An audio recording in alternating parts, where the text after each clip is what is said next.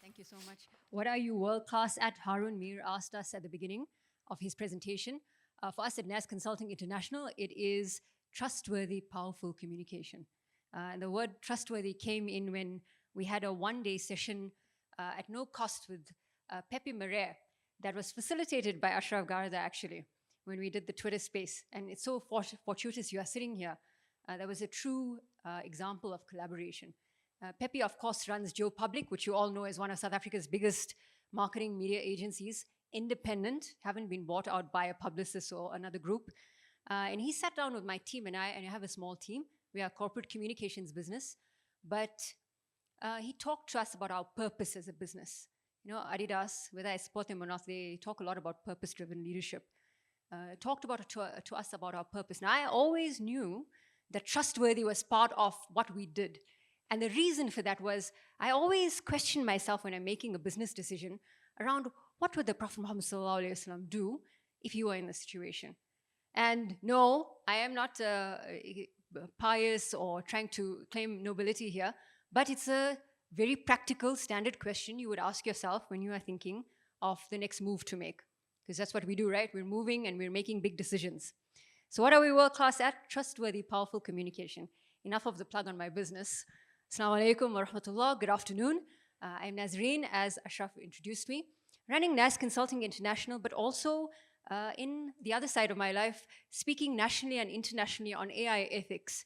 That has been a very personal, but also professional consideration around why ethics as a person living in a secular country, but as a person living as a Muslim female, understanding my world around me as a communications and technology professional. And why do I say technology?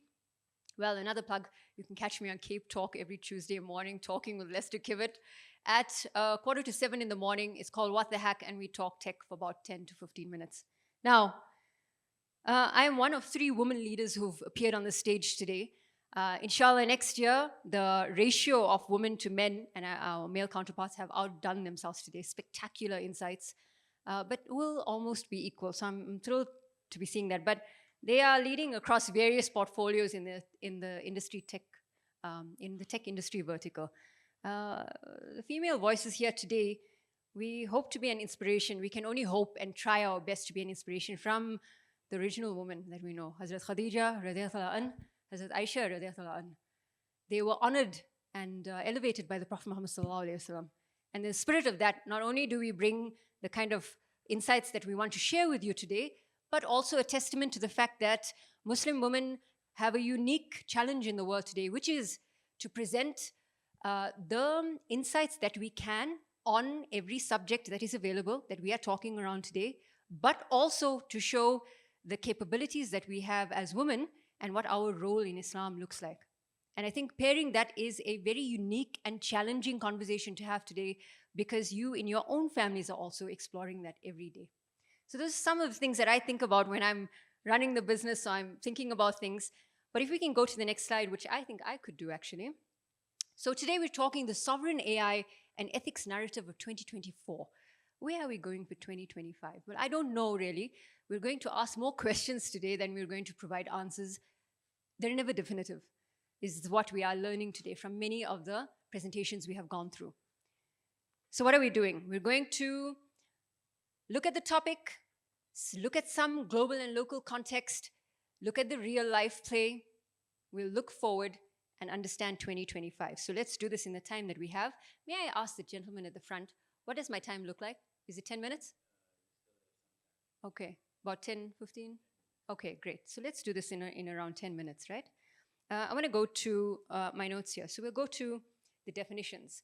Now, sovereign AI has been a massive discussion in 2024 and started gaining momentum as the year progressed. And we say that because there are a lot of things to think out. We'll come up to the examples, both global and local context. And I want to present this because it's important to understand context while you are going to make big decisions as a C-suite executive, as a professional, as a manager. If you think about our country as an example, the president last night spoke at Gallagher Estate at the Presidential Awards that the Department of Small Business held. And he talked about how entrepreneurs need to, we need to come up, we need to provide resources, all the standard things you would hear. I love our president, but all the standard things you would hear from a politician. But if you think about what some of the elements he was talking around, infrastructure, data, workforce, the technology that we may procure or produce are things that you think about when you're thinking sovereignty. Now, sovereignty is a very particular word.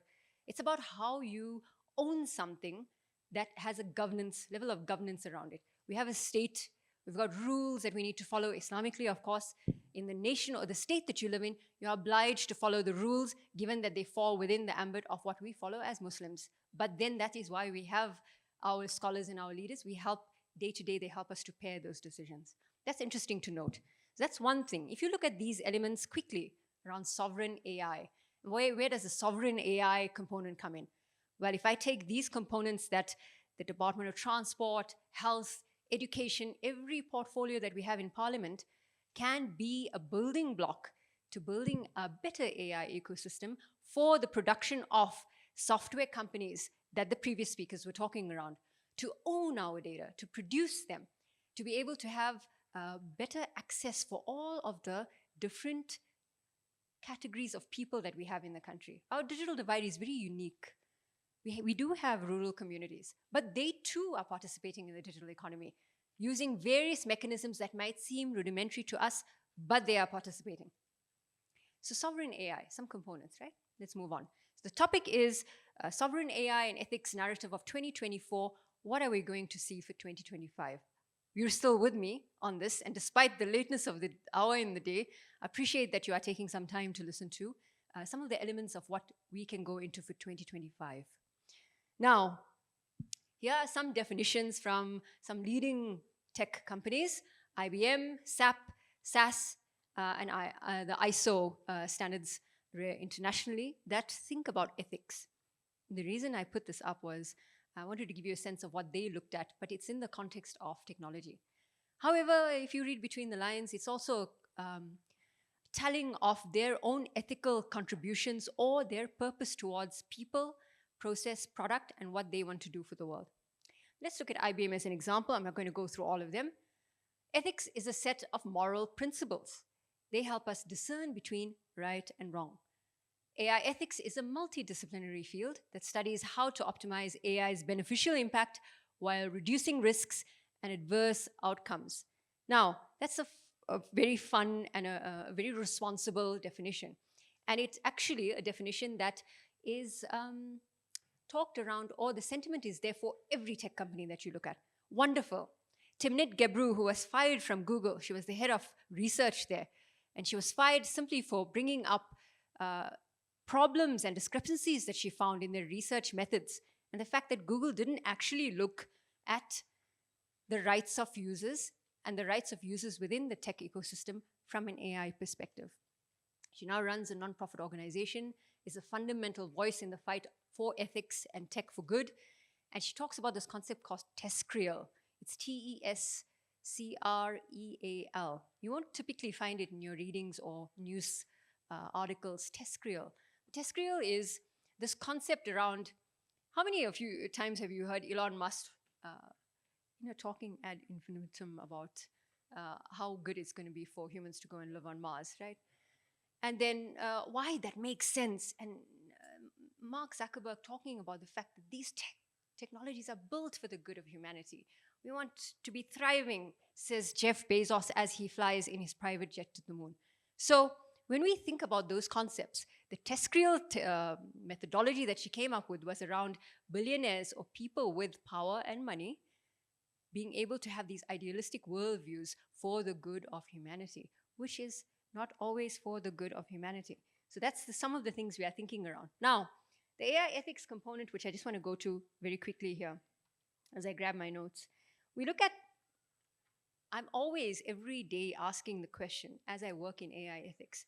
I am a Muslim, therefore my religion and our way of life, our tradition, has is rooted in the essence of asking questions about what applies to us, what works and what doesn't work. They come from various parts, the schools of thought, the science of the Quran, the hadith that we have, the way the Prophet Muhammad ﷺ and all the Sahabi used to ask questions, the way they handled matters of the state, how they looked at the issues of trade amongst one another, whether they kept prisoners of war, what do they do with them, those kind of things. The interpersonal interaction between men and women, men and men, women and women, kids, the natural environment. Those are all the things we think about. Spirituality is part of that. I once wrote an article called this, The Spirituality of Being a CEO. It's on LinkedIn. If you get onto my LinkedIn profile, please check it out. But it was very particular to talk about why me as a CEO, my 24 hours are not the same as a Tony Robbins or any one of them that often give advice on how to use your 24 hours, which is usually not how our 24 hours go. And I got some interesting feedback. And part of the 24 hours is time for prayer, time for reflection, and time for family, and time for things that may not always feature in the mainstream technology perspective of what it means to be successful in this industry. There was a lot of talk today around what it means to be successful. But there are fantastic examples, like the gentleman gave us, of building Quran book. And my brothers are both Hafiz al-Quran. They are going to love, love, love the app that you've built. So I'm going to definitely share it with them because they both are very active in their communities and the work that they do in the local masjid. So let's move on, right? We talked ethics and responsible AI. Now, quickly to wrap up, some examples that I'd like to give you going into understanding global and local context. I want to thank Naweed for giving us a Gen AI overview, so I'm not going to talk around that. He explained it very, very well around why it makes so much sense today. So a few examples through this year. The OECD have released a Charter of AI guidelines. Globally, states are using them as a way to be able to draft their national AI plans. If you are not aware or you have forgotten, the South African National Draft AI Plan is now out for comment.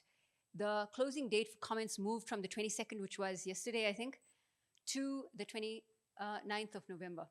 If you get onto the Department of Communications and Digital Technologies website, you can go and check out the email addresses to provide commentary. I would encourage you to do so. The second is the UNESCO recommendations on the ethics of AI has a readiness assessment methodology.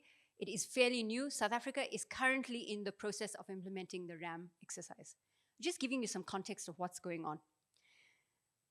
I was in Morocco 3 weeks ago talking at what is a very big, and for me it was quite interesting to be in a room full of chemists, the Organization for the Prohibition of Chemical Weapons first conference on the impact of AI on the Chemical Weapons Convention. How interestingly mad is that? But my role there was to talk on a panel on AI ethics. There were some interesting individuals in a room full of chemists, but it was also very much a state actor representation. Now, the Director General of the OPCW was sitting in the front. We were a panel sitting there. And because I heard the guy who heads the AI policy at the City of New York's mayor's office talk about how public participation is crucial for building AI policy in different jurisdictions, it immediately came to me that the Chemical Weapons Convention was talking around chemical weapons and AI's capability to build new molecular formulas and give you new insights. But the comment that I made was, at this time in the world, there are new rules of war that are being dictated by the powers that are trying to claim all the resources. And I was referring to Israel committing an absolute genocide against our Palestinians. And he took great offense to that. This is now our host who's sitting at the front. So he then asked me very directly, saying, you made some comments around this, didn't like that at all. But the point being that we are talking sovereign AI, and that moment, which has been the many moments for me in 2024, is that as, as a Muslim professional that's bridging the gap, like Zaytuna College, led by Sheikh Hamza Yusuf in the US, did in September this year. They held an AI, Islam, and Ethics Summit. I'm continually asking, what is my role as a Muslim, and what do I showcase with the philosophy and the thought of our tradition in these spaces? And so no matter what work you do, technology is at the forefront of us being able to ask the right questions, to make bold and brave comments, and to be able to stand by them. And if we can do that successfully, then you would have really understood what power we actually have and why we are demonized for being Muslims in the media consistently. It's because we do actually have that power. Some of the other things that happened was the president was here last week well, not here, he was here, time up. So I'll wrap up with just one or two examples. But the president was in Durban 2 weeks ago for the 8020 presidential working group for a feedback session. And I asked him, Mr. President, sir, what are your opinions on our national draft AI plan, considering that South Africa is taking up the G20 presidency in December and we have all G20 leaders here next year? He gave me no answer. His minister in the presidency answered. I posed the same question 2 months ago to our mayor of Durban. He also didn't give me an answer. So is there a problem there? There is a kind of a challenge there. If our leaders are not helping us to understand, then what are we doing? Do we have to fix that? Yes, we do. There are a few more things to talk around, but we can always go through them either at tea or we can meet up on these addresses, including on LinkedIn, and talk more on sovereign AI and the narrative for 2025. And I thank you very greatly for your time.